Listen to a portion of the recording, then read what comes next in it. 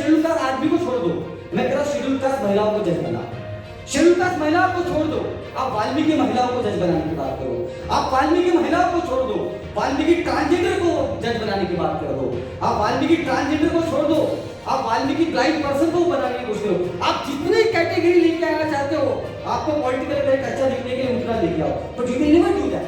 Criminal की बात गवाही से करा और फिर उसका सहारा लेते हुए एक ग्रामीण जज बोलेगा बिल्कुल होना चाहिए क्रिमिनल शेड्यूल कास्ट में। अरे भाई आंकड़े तो देख।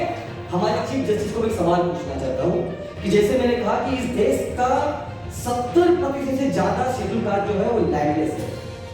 आप उनको लैंड देना चाहते हो? आपने कभी इसके ऊपर टिप्पणी नहीं। ऐसा लगता है कि सबसे बुरा और सबसे डेंजर अगर वार किसके ऊपर आरक्षण ने किया तो सुप्रीम कोर्ट ने किया जजमेंट। सबसे डेंजर चारों तरफ से रिजर्वेशन को घेरा है, चारों तरफ से। आप रिजर्वेशन नौकरियों में छोड़ दीजिए, रिजर्वेशन हायर एजुकेशन में छोड़ दीजिए, स्कूल के अंदर मुसार चमार बच्चा दुसार बच्चा आगे नहीं बैठ सकता है अगर टीचर भूमिया है। आप छोड़ दीजिए बाकी दो की बात। अब नीतीश कुमार को पूछना चाहिए कि जब आपने दलित महादलित बनाया, मैं नीतीश कुमार को चैलेंज करता हूं 10 मुसार कम्युनिटी के महादलित कम्युनिटी के आईएएस के नाम बताओ जो आपकी लीडरशिप के अंदर बने, आपके सरकार के अंदर। क्या पंजाब सरकार और इस देश के किसान संगठन, किसान लीडर और सो कॉल्ड प्रोग्रेसिव लीडर उन जाटों की जमीन लेके वो लैंडलेस लेबर को बांटे? और अभी महाराष्ट्र में आरएसएस बीजेपी जो एक नया गठबंधन शेड्यूल कास्ट के बीच में हो रहा है, खास करके वहां के मातम जो बड़े लेवल पर बुद्धिस्ट बन रहे हैं और आंबेडकर समाज से जुड़ रहे हैं, वो यूनिटी को तोड़ने के लिए आरएसएस बीजेपी ने कार्यक्रम चालू किया।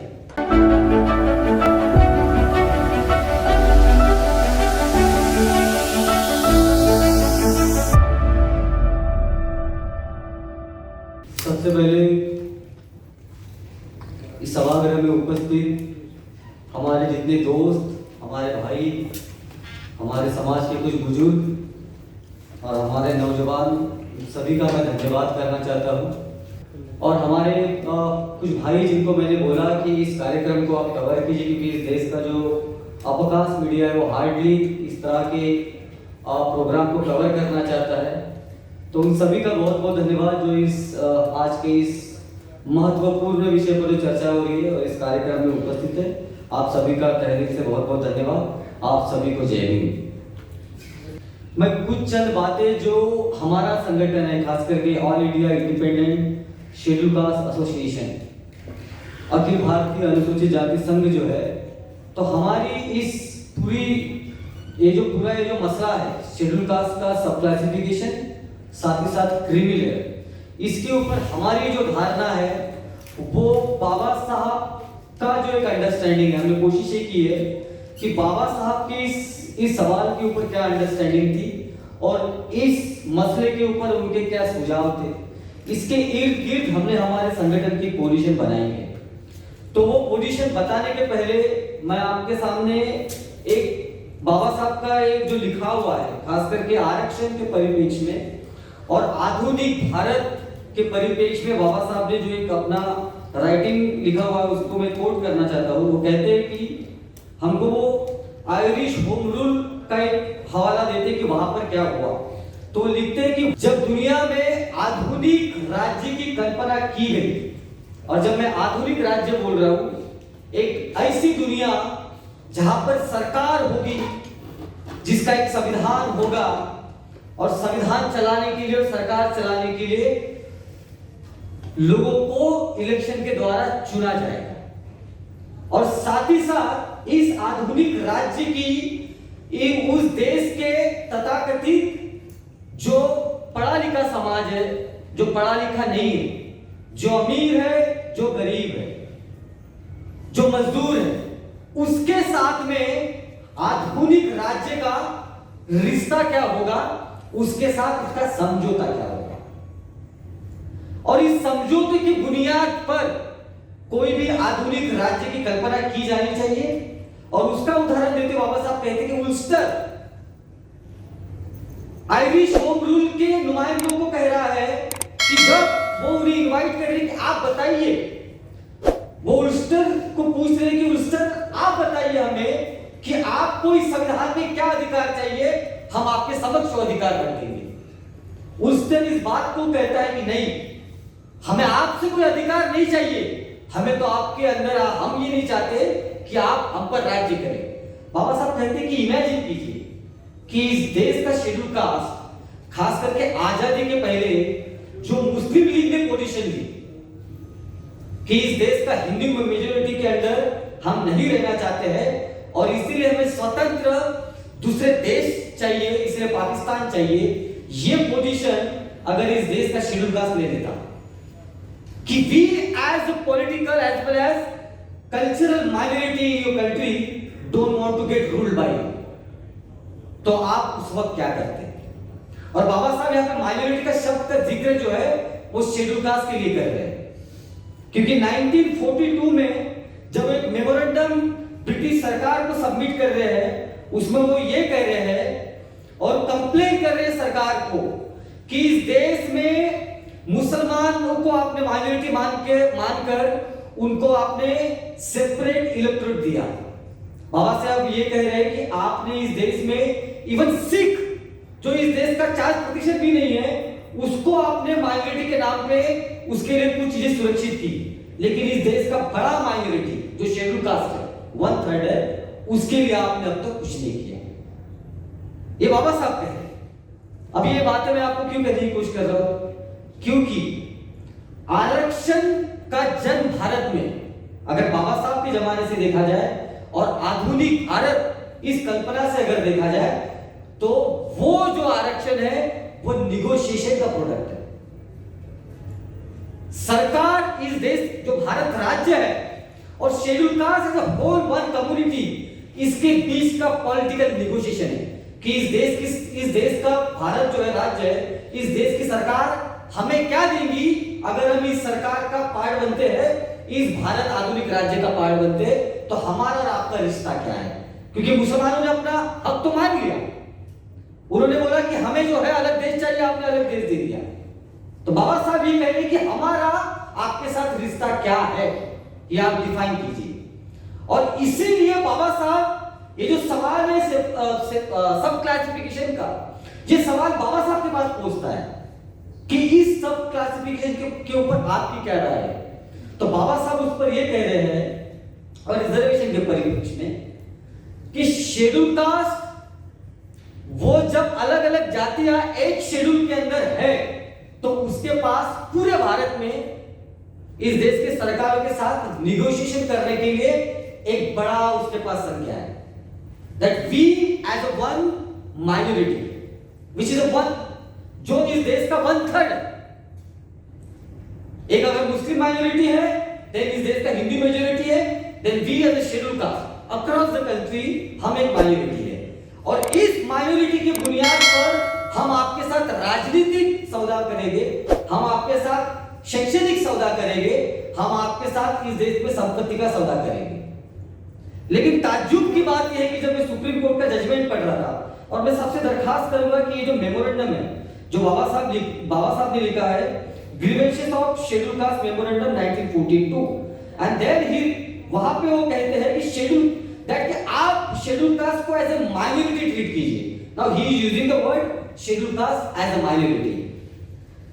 नाउ अभी जो मैंने जिक्र किया कि ये सवाल बाबा साहब के पास आया था सब क्लासिफिकेशन का, तो बाबा साहब उसके हवाले में ये बात करते हैं कि reservation unlike other welfare policies, reservation जो बाकी वेलफेयर पॉलिसी है उससे अलग है, उसीलिए आप उसको बाकी अलग वेलफेयर पॉलिसी की तरह ट्रीट नहीं कर सकते। जो जैसे कि ये कि अगर सरकार ने कहा कि किसी एक समूह के पास में घर रहने के लिए नहीं है या अनाज नहीं है, तो हो सकता है कि सरकार आपको घर मिले ये सुनिश्चित करने के लिए आपके घर में आए और आपको बोले कि आपके पास घर नहीं है, ये सरकारी योजना के अंतर्गत ये फॉर्म है, स्कीम है, इसको आप भरिए और आपको कुछ महीनों में आपको घर मिल जाएगा। रिजर्वेशन इस तरीके से फंक्शन नहीं करता है। Reservation has to avail, one has to avail reservation. जैसे सारे स्पीकर्स ने बात कही, उसी परिप्रेक्ष्य बाबा साहब भी इसी परिप्रेक्ष्य में ये कह रहे हैं कि अगर आपको उसका फायदा लेना है तो आपको बेसिक एजुकेशन पूरा करना पड़ेगा। और बाबा साहब ये कह रहे कि रिजर्वेशन इसीलिए भी है कि इस देश में अगर एंटी अनटचेबिलिटी लॉ है जो ये कहता है कि आप शेड्यूल कास्ट के साथ में डिस्क्रिमिनेट नहीं करेंगे उसके आइडेंटिटी पे, या अगर ये एक्ट ये लॉ है तो बाबा साहब कहते हैं कि ये केवल एक्ट इस बात की सुनिश्चित नहीं कर सकता है, इसीलिए कुछ सीटों को रिजर्व रखा जाए खास करके ब्यूरोक्रेसी में, तब वो रिजर्वेशन का कॉन्सेप्ट है। लेकिन वो ये कह रहे हैं कि यदि आपको ये लेना है तो आपको साथ ही साथ एक रैडिकल मेजर्स अलग तरीके से देने पड़ेंगे शेड्यूल कास्ट के उन कम्युनिटीज और सारे शेड्यूल कास्ट को, क्योंकि शेड्यूल कास्ट ट्रेडिशनली कैपिटल से दूर रहा हुआ, एजुकेशन और कैपिटल से दूर रहा हुआ। जैसे मैं बार बार ये बात को कहता हूं कि caste does not have idea of labour.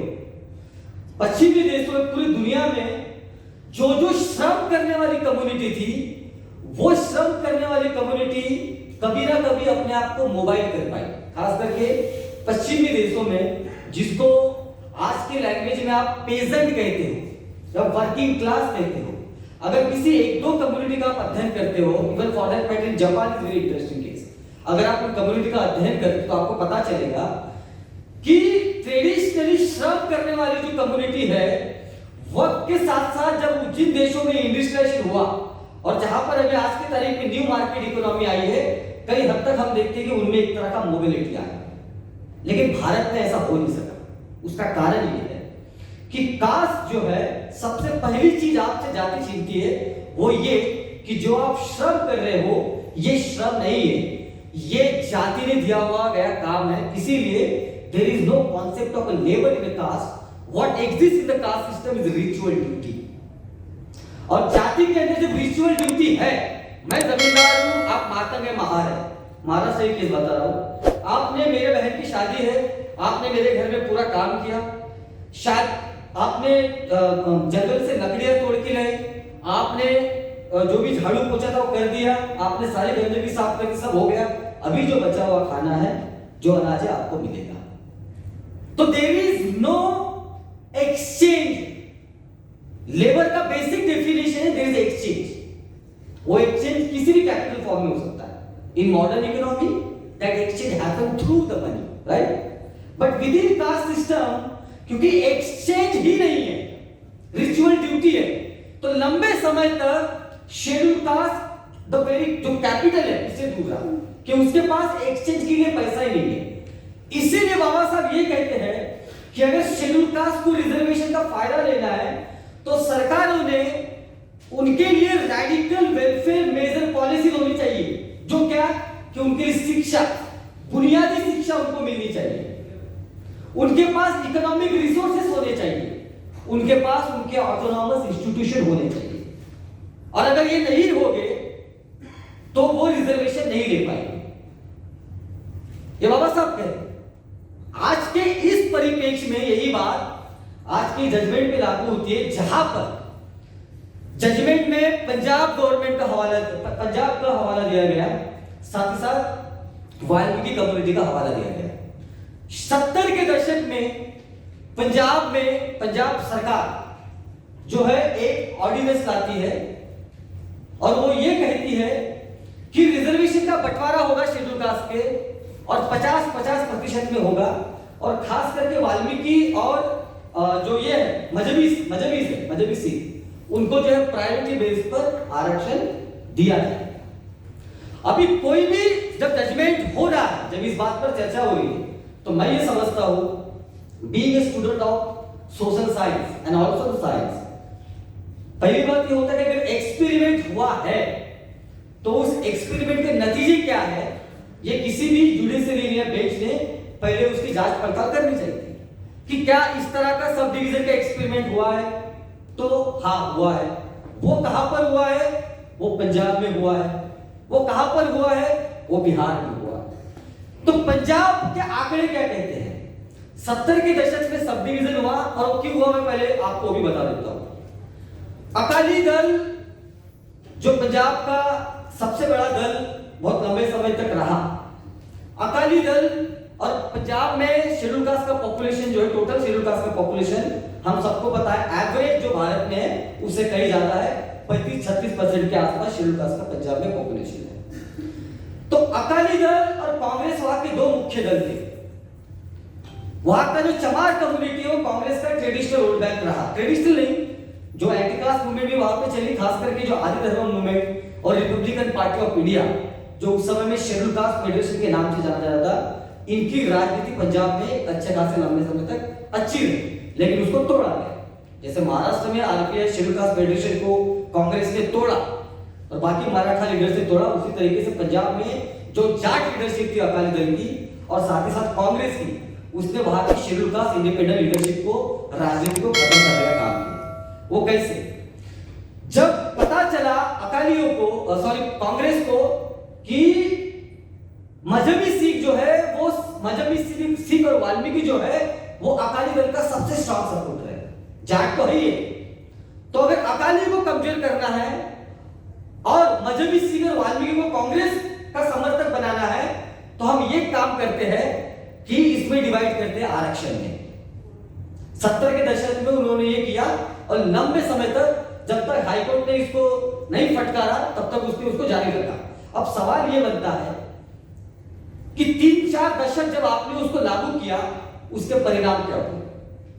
उसके परिणाम अच्छे होने चाहिए थे, क्योंकि अगर आप आरक्षण को निगोशिएशन के अलावा केवल और केवल एक वेलफेयर पॉलिसी की तरह ट्रीट कर रहे हो, जैसे घर बनाने की योजना हो या और कोई टॉयलेट बनाने की योजना हो, इस तरह की योजना की तरह अगर आप ट्रीट कर रहे हो और एक निगोशिएशन की तरह ट्रीट नहीं कर रहे हो, तो हमारा सवाल ये है कि जहां सब डिवीजन किया आपने, वहां के परिणाम क्या है?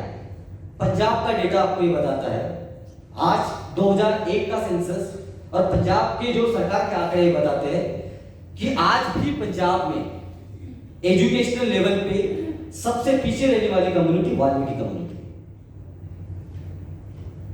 जो गांवों में रहने वाला सबसे बड़ा तबका है वो मजहबी सिख और वाल्मीकि कम्युनिटी का है, जिसे पंजाब सरकार के आंकड़े ये कहते हैं कि उनका सबसे बड़ा हिस्सा जो है वो लैंडलेस लेबरर है, जिनके पास जमीन नहीं है और वहां के जमींदार इन जाटों के काम करते हैं। ये मैं नहीं कह रहा हूं, ये पंजाब सरकार के आंकड़े कह रहे हैं, वहां का इकोनॉमिक सर्वे कह रहा है, ये भारत सरकार के आंकड़े कह रहे हैं। तो उसका परिणाम तो ये हुआ कि आपने जब सब डिवीजन किया तो बेसिक जो एजुकेशनल फैसिलिटीज थी, आपको करना यह था कि रिजर्वेशन आप बाद में लागू करते सब डिवीजन का, पहले ये करते कि आप स्पेसिफिक मजहबी सिख और वाल्मीकि कम्युनिटी के लिए सेपरेट ऑटोनॉमस इंस्टीट्यूशन बनाते, टारगेट लेके कि ये 10 साल में हम मजहबी सिखों का, वाल्मीकि का इतना बेसिक एजुकेशन पूरा करेंगे, इतना इनको हायर एजुकेशन पर लाएंगे, जो कि आपने नहीं किया। तो सब डिवीजन का मसला, भले सुप्रीम कोर्ट उसको वेलफेयर पॉलिसी की तरह ट्रीट करे, लेकिन सब डिवीजन हमेशा से राजनीति का पार्ट रहा है। और किसकी राजनीति का पार्ट रहा है?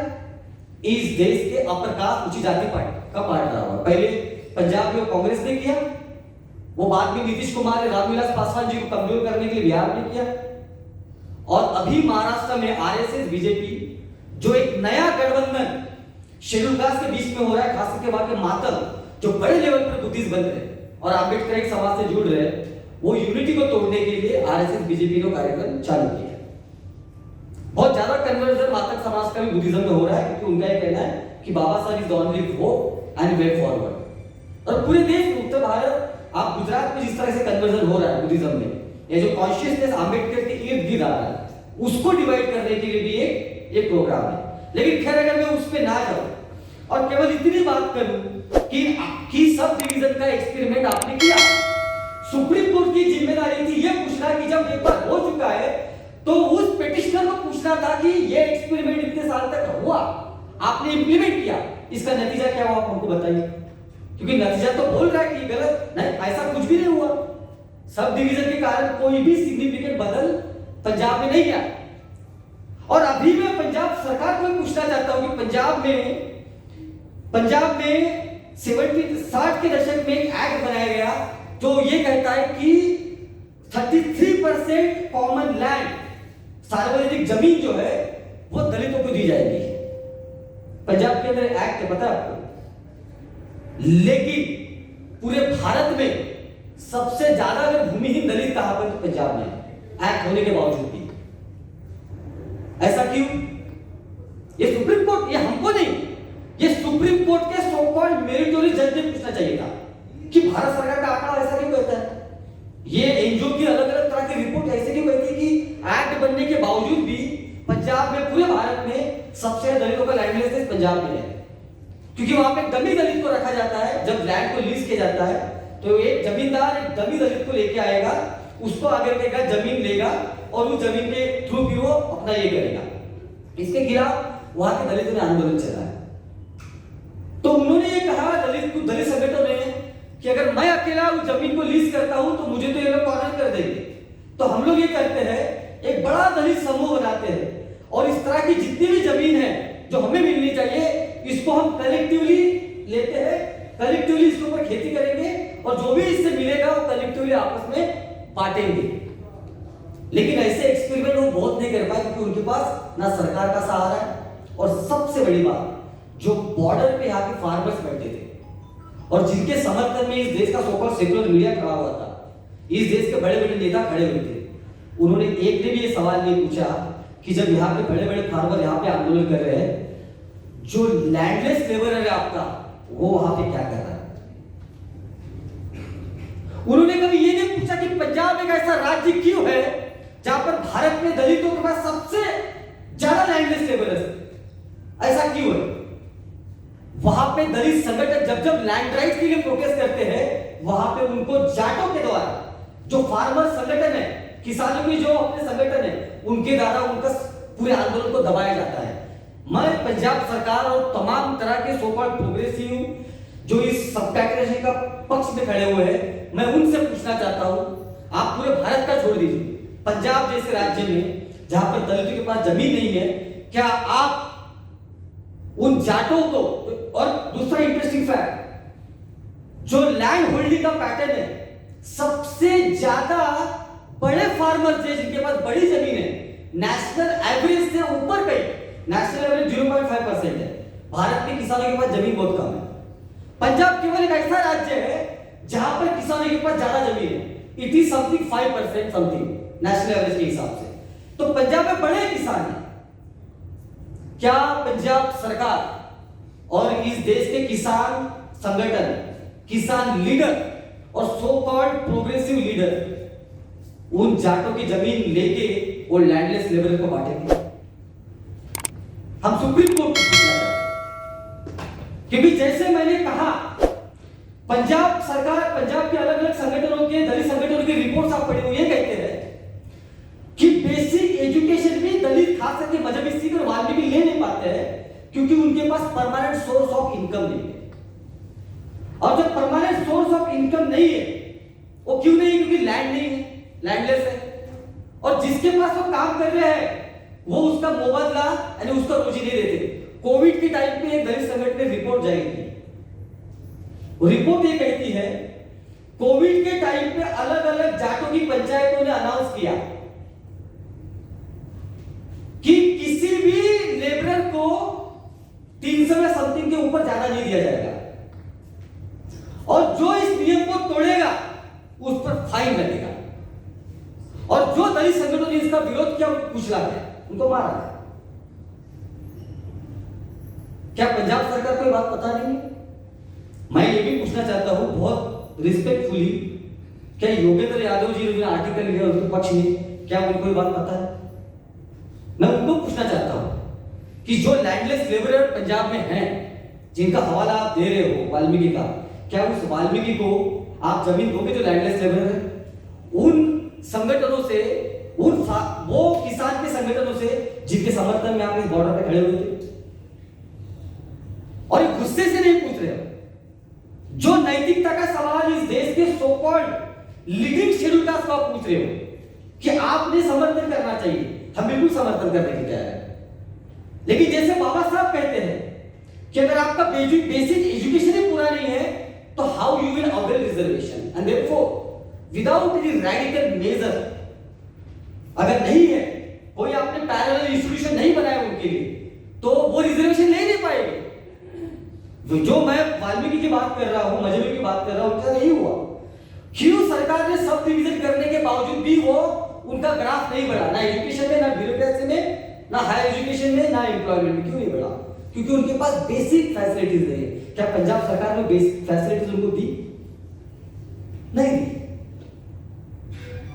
हमारे संगठन की तरफ से ये पोजीशन है जो बाबा साहब की थी कि आपको पूरे शेड्यूल कास्ट के लिए, खास करके उन शेड्यूल कास्ट के लिए जो ट्रेडिशनली आपको लग रहा है सबसे पीछे है, उनके लिए आपने डायरेक्ट मेजर देने चाहिए। जैसे कि क्या, मैं महाराष्ट्र से आता हूं, मांग और माता का सवाल छोड़ दीजिए, जो बहुत खास करके ब्राह्मण जो है महाराष्ट्र के और सोकॉल्ड लिबरल और कुछ डोमिनेंट कास्ट के जो नेता और इंटेलेक्चुअल है, जो बड़ा अच्छा लगता है उनको बार बार बोलना महान मातम कंफ्लिक्ट, मातम और महान का छोड़ दीजिए, मातम से भी नीचे छोटी छोटी जातियां है जो बेगरी करती है शेड्यूल कास्ट के अंदर, जो भीख मांग के जीती है।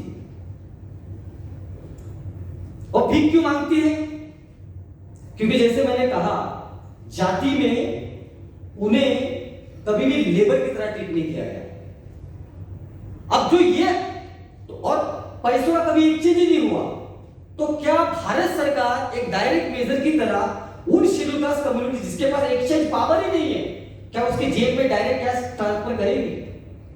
और ये बहुत सारे देशों ने किया है, और ऐसा होना चाहिए कि जिस कम्युनिटी के पास एक्सचेंज पावर ही नहीं है, जो जी रहा है कि मैं आप खेत पर मजदूरी कर रहा हूं, मैं 6 महीना मजदूरी करूंगा, आपने मुझे ये 6 महीने के 10,000 रुपए देने हैं, इस तरह के लोग हैं, या आपने मुझे 2 चावल की बोरियां देनी है, ऐसी कम्युनिटी के लिए डायरेक्ट एक्सचेंज पॉलिसी होनी चाहिए। ये मैं नहीं कह रहा हूं, ये तब बाबा साहब कह रहे हैं कि आपको उन कैपिटल जो है, कैपिटल उनके पास कैसे आए इसके लिए पॉलिसीज बनानी पड़ेगी, ये बाबा साहब कह रहे हैं।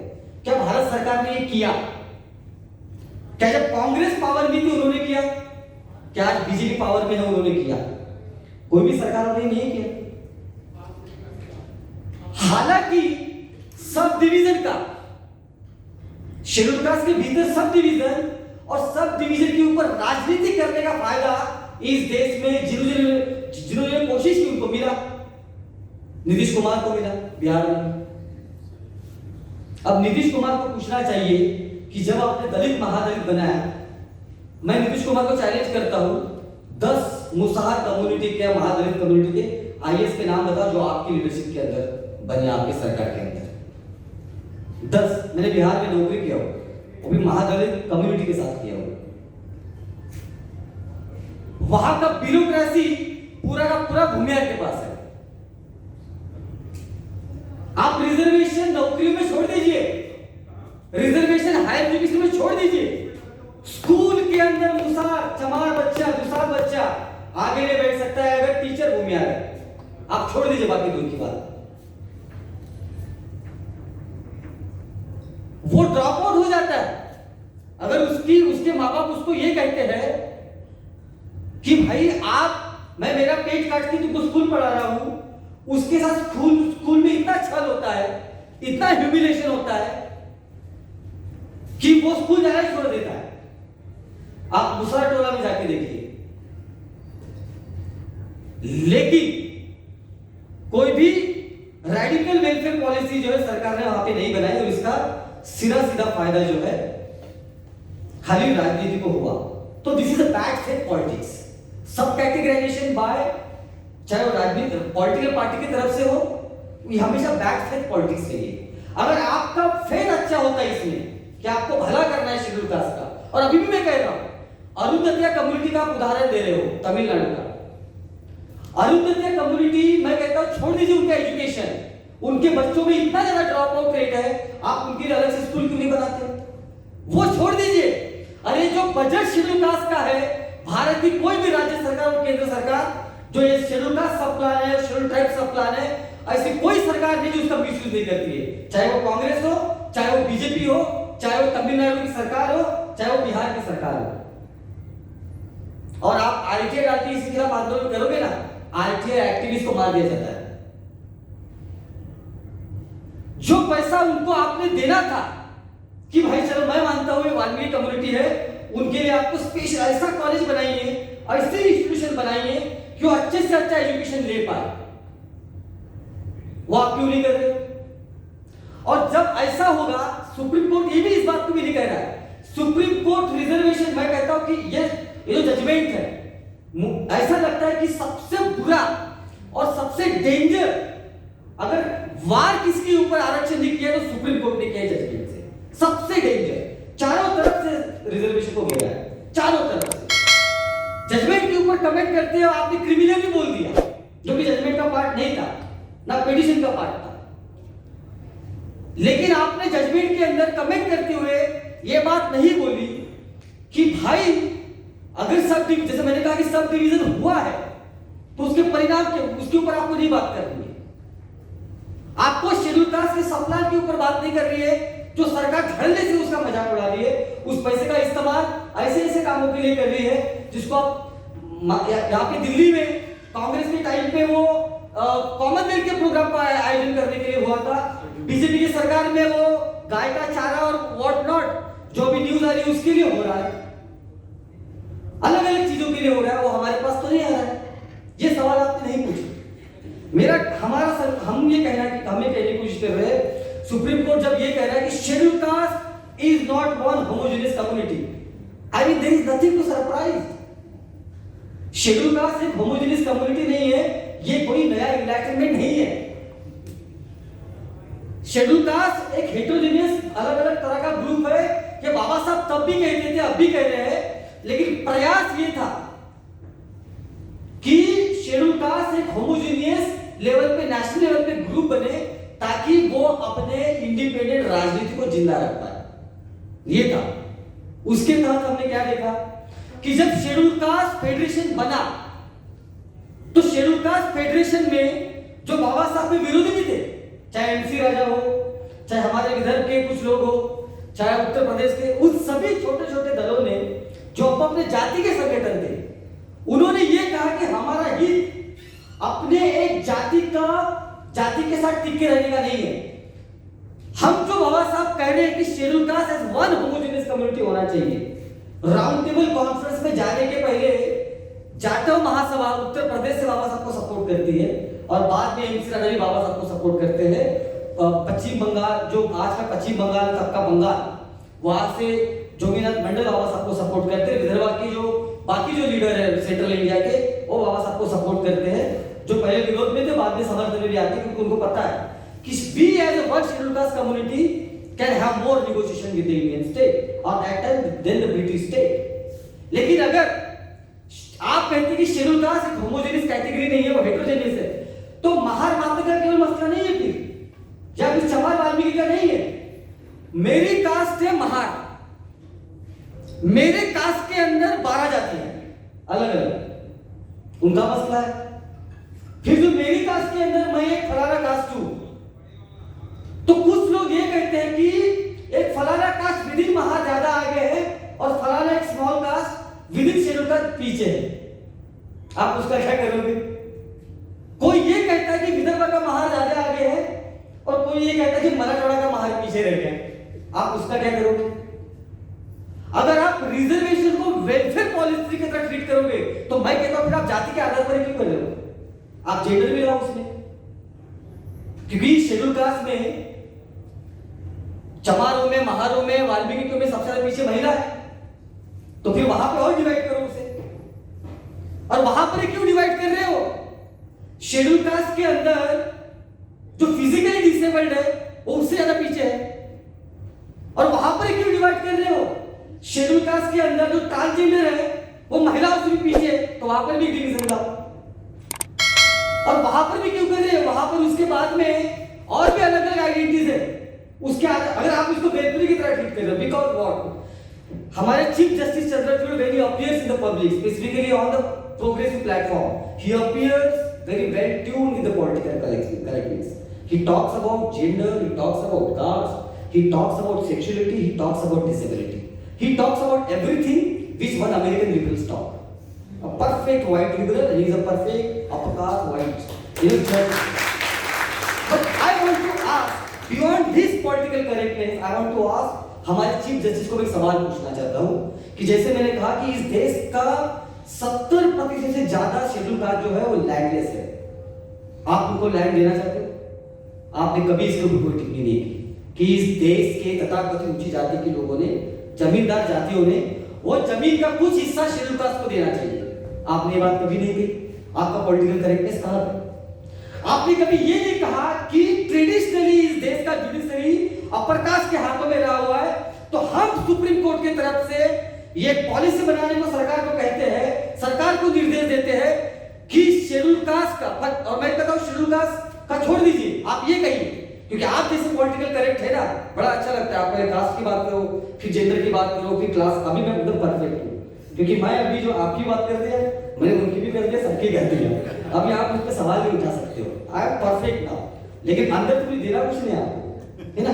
तो अभी परफेक्ट है। मैं कहता हूं शेड्यूल कास्ट आदमी को छोड़ दो, मैं कहता हूं शेड्यूल कास्ट महिलाओं को जज बनाओ। शेड्यूल कास्ट महिलाओं को छोड़ दो, आप वाल्मीकि महिलाओं को जज बनाने की बात करो। आप वाल्मीकि महिलाओं को छोड़ दो, वाल्मीकि ट्रांसजेंडर को जज बनाने की बात करो।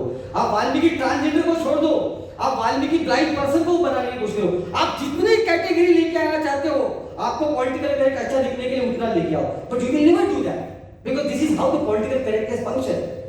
पॉलिटिकल करेक्टनेस ऐसा ही काम करता है ना। माया और ऋतु है, मैं इनको बोलूंगा माया तो एकदम परफेक्ट इंसान है, लेकिन मुझे पता है 9 बजे ऋतु अकेले नहीं घूम सकती, तो मेरा पॉलिटिकल करेक्ट होके इनका तो मतलब थोड़ी है। Being a woman in capital like Delhi, एक लड़की अकेले अगर नहीं घूम सकती है रात को 9 बजे, तो मेरा और इनके साथ जो मेरा पॉलिटिकल करेक्टनेस और मैनेजमेंट मुझे राहत है उनके लिए, कि मैं, और उस राहत में मेरा बेनिफिट ज्यादा है, क्योंकि now she can not question me, and this is how political correctness work, कि सब कुछ अच्छा अच्छा लगेगा लेकिन रियल में कुछ नहीं मिलेगा। इसीलिए रियल सवाल क्या है, और रियल सवाल हमारे डिस्कोर्स के लिए भी है। हमारी पोजीशन ये है कि सब कैटेगराइजेशन तब तक नहीं होना चाहिए जब तक इस देश की राज्य सरकारें और केंद्र सरकार और सुप्रीम कोर्ट भी इस बात की सुनिश्चित नहीं कर देता कि जो शेड्यूल कास्ट सबसे पीछे है उनके लिए आप सेपरेट इंस्टीट्यूशन बनाओगे और उनको वेल्थ के हिस्सा देंगे। तब तक नहीं हो सकता, क्योंकि वो बैकलॉग जाएगा। और सुप्रीम कोर्ट ने इस बात की कोई टिप्पणी नहीं की है कि अगर एक कैटेगरी से आपको कैंडिडेट नहीं मिला, जिसको आप हर जगह नॉट फॉर सुटेबल कहते हो, जो जेयू भी उसका एक बहुत बड़ा एग्जांपल, जब हम प्रोटेस्ट करते थे, शेड्यूल कास्ट कैंडिडेट ने अप्लाई किया तो not for suitable, schedule tribe candidate ने अप्लाई किया तो नॉट फॉर सुटेबल। हम ये कह रहे हैं कि जब आप किसी व्यक्ति को नॉट फॉर सुटेबल कहते हो, उस पोजीशन को आप जनरल कैटेगरी में कन्वर्ट कर देते हो, और पंजाब में हुआ है। सो मैं ये कहने की कोशिश कर रहा हूं कि जजमेंट में कोई टिप्पणी नहीं है सरकारों के लिए कि आप ये कहें कि अगर आपको एक कैटेगरी से व्यक्ति नहीं मिला, कैंडिडेट नहीं मिला, तो उसको आप जनरल में कन्वर्ट नहीं करोगे, उसको आप बी को दोगे। ऐसा लॉ बनना चाहिए, ये लॉ का पार्ट होना चाहिए। ये सुप्रीम कोर्ट ने नहीं कहा, लेकिन सुप्रीम कोर्ट ने क्या कहा, क्रीमी लेयर की बात, जो बात करनी चाहिए थी वो नहीं की। और क्रीमी लेयर का आर्गुमेंट हमारे नागपुर के गवई, जिनके पिता शेड्यूल कास्ट समाज के लीडर थे, जिनकी राजनीति हमेशा से जो बोलते ना कि यहां से लेना वहां से देना जैसी चली, उनके लड़के हैं गवई जी। गवई जी को इंटर जनरेशन इतना बेनिफिट हुआ है कि उनके पिताजी राज्यपाल रह चुके, और क्रीमी लेयर का सबसे बड़ा एग्जांपल वो है।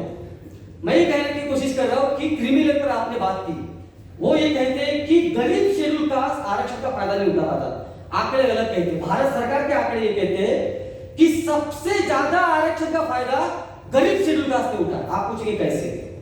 वो ऐसे कि आरक्षण 80%, अगर आरक्षण अगर होल 100% अगर कोई उसको देखता है इंप्लीमेंटेशन, यानी जो इंप्लीमेंट हुआ है उसको 100% ट्रीट करके अगर आप देखते हो, तो आपको ये पता चलेगा कि आरक्षण जो है सबसे ज्यादा इंप्लीमेंटेशन उसका वाला नौकरियों जो है 3rd क्लास और 4th क्लास में हुआ है।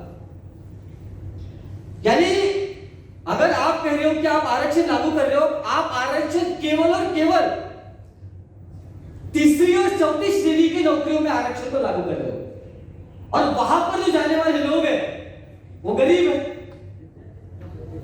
चपरासी कौन बनता है? इसका लड़का बनता है क्या चपरासी? डॉक्टर का लड़का चपरासी बनता है? पंजाब सरकार के भी आंकड़े ये कहती है, मैं नहीं कर रहा हूं, पंजाब सरकार के आंकड़े कहते हैं 80% ए का जो पोजीशन है, आईएएस आईपीएस जो भी आप बड़े बड़े पोजीशन है, वो अपर कास्ट के पास है, और वही 80% आप नीचे आके देखते हो पूरा शेड्यूल कास्ट, उसमें वाल्मीकि छोड़ो, चमार छोड़ दो, थर्ड और फोर्थ श्रेणी की नौकरियां में शेड्यूल कास्ट सबसे ज्यादा है, जहां पर वो क्लियर है, जहां पर वो चपरासी है, जहां पे वो छोटे मोटे पोजीशन पे क्लर्क है, मैक्सिमम वो क्लर्क होगा। तो आंकड़े ये कहते हैं कि जो गरीब है वो आरक्षण का फायदा ले रहा है, क्योंकि आरक्षण केवल और केवल आप निचली नौकरियों में दे रहे हो, और जो ऊपर की नौकरियां है वहां पर आप आरक्षण लागू नहीं कर रहे हो। कि खास करके टीचिंग जॉब्स में आप नॉट फाउंड सुटेबल करके और मैं नहीं बोल रहा हूं कि भारत सरकार का ये गृह मंत्रालय के आंकड़े के कितना बैकलॉग है, यानी इतना ज्यादा बैकलॉग है कि मेरे ख्याल से अगर सुप्रीम कोर्ट का एक जज भी इसको पढ़ लेता तो दे विल, कि मुझे लगता है कि थोड़ा सा रिफ्लेक्शन वो कर पाते, अगर वो मेरे नहीं, हमारे नहीं, अगर वो भारत सरकार के होम मिनिस्ट्री के आंकड़े पढ़ लेते क्राइम के और खास करके रिजर्वेशन इंप्लीमेंटेशन के, तो उनको ये पता चल जाता कितना ज्यादा बैकलॉग है बड़े पोर्शन पे। तो ये कहना कि गरीब शेड्यूल कास्ट आरक्षण का फायदा नहीं ले पा रहा है, ये डेटा के हिसाब से ये गलत नहीं, but this is logical fallacy that not just the Indian जजेस have this fallacy, but this is the collective wisdom of Indian upper caste. और कलेक्टिव विजडम तो मैंने विजडम बहुत अच्छा शब्द है, this is collective contempt for scheduled caste, और इस कंटेम्प्ट से, इस तिरस्कार की भावना से इस देश के ऊंची जातियों ने आरक्षण के प्रति एक बड़ा नैरेटिव सेट किया है, और वो सेम नैरेटिव सुप्रीम कोर्ट के जज अपने मुंह से बोल रहे हैं, और खास करके उनसे ज्यादा बुला रहे जो दलित है, क्योंकि जैसे होता है ना गांव में, you know I did a study of panchayat Raj system and Dalit women participation in Marathwada और महाराष्ट्र। जो भी दलित विमेन असर्टिव है सरपंच है, वो चाहते हैं कि दलितों के एरिया में पानी की पाइपलाइन आनी चाहिए। मैंने जिन सरपंच को मिला जो असर्टिव दलित सरपंच थी, उनके ऊपर नो कॉन्फिडेंस मोशन लाया गया। किसके द्वारा? वहां के मराठों के द्वारा, जो लैंड ओनिंग कास्ट है, और उस जाति से दलित विमेन को लाया गया है, वो बोलते कि तेरे को सरपंच बनाएंगे, लेकिन तू करेगी वही जो हम कहेंगे। ये तो छोटे से आपके गांव में पॉलिटिकल पार्टिसिपेशन में होता है, तो बड़े लेवल पे क्या होता होगा। तो मैं कहने की कोशिश कर रहा हूं कि अगर आपको वही जजमेंट बुलवाना है तो गवाही इज द बेस्ट पर्सन ना दे।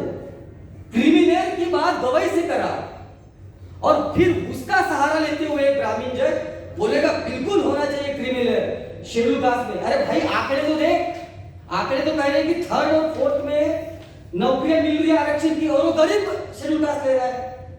क्योंकि अगर मेरा बाप रिक्शा चलाता था तो मुझे एजुकेशन नहीं दे पाया। जो स्कूल में मैं सरकारी स्कूल में पढ़ा, जहां पे टीचर को सैलरी मिलती थी और आती थी, ये समझ के कि पढ़ाना चाहिए क्योंकि मुझे सैलरी मिलती, आज स्कूल बंद है। और जब वो स्कूल बंद है तो हम जैसे गरीब बच्चे पढ़ नहीं पा रहे।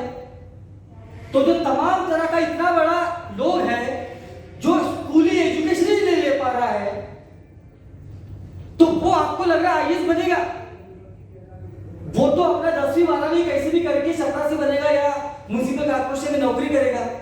तो मैं आपको यही कह रहा हूं कि आंकड़े ये नहीं कहते हैं। तो the argument that the reservation is not benefiting poorest of the poor among scheduled caste is false.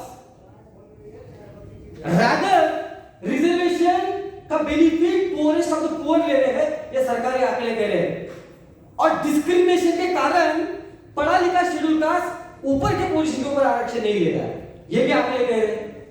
तो सुप्रीम कोर्ट का जजमेंट जो है, मैं कहता हूं is nothing but the judgement of bad boys, it's a bad faith judgement, कि एकदम बैठे हुए हैं आप, you are acting like a bad boys of upper caste. There is no wisdom, there is no data, there is no empirical reality. It is simply कि मेरे मन को भाया, मैंने बोला, because they are not citing any resource, any references, rather the government data says a different reality.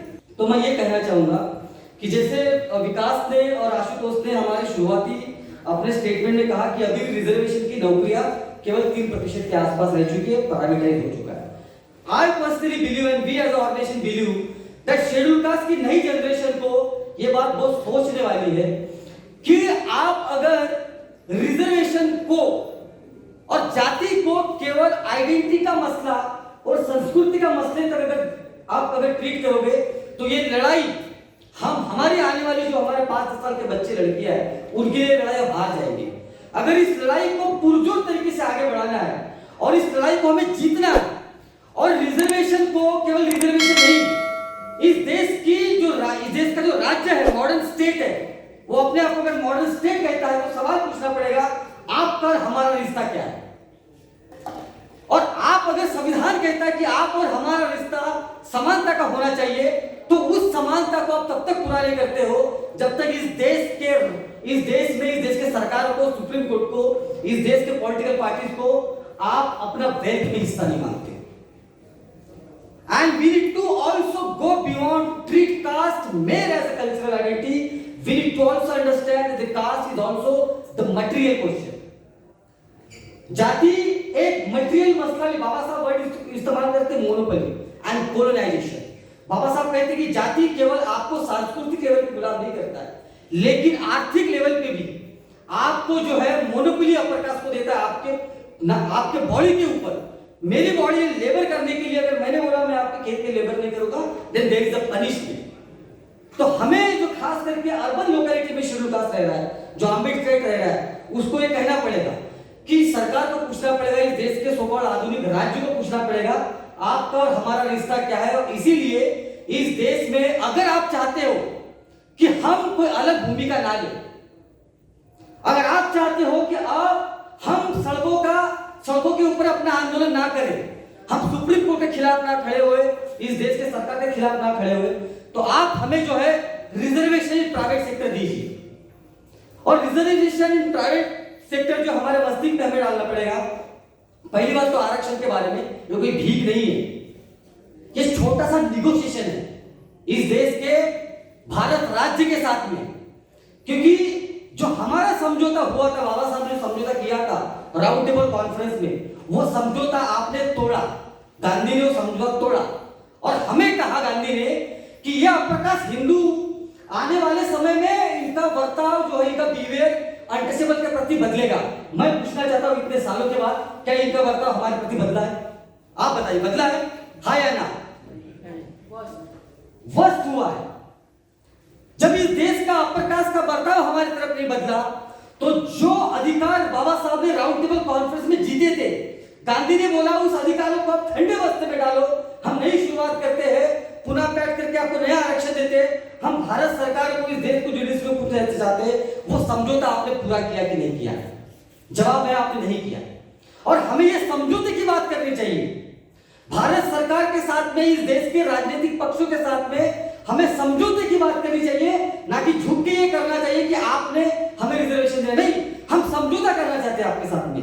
अगर आप private sector में हमें आरक्षण नहीं देंगे और पूरा आरक्षण आप खत्म करेंगे सरकारी नौकरियों में, तो फिर हमारे पास एक ही रास्ता बचता है, वो रास्ता है संपूर्ण क्रांति का।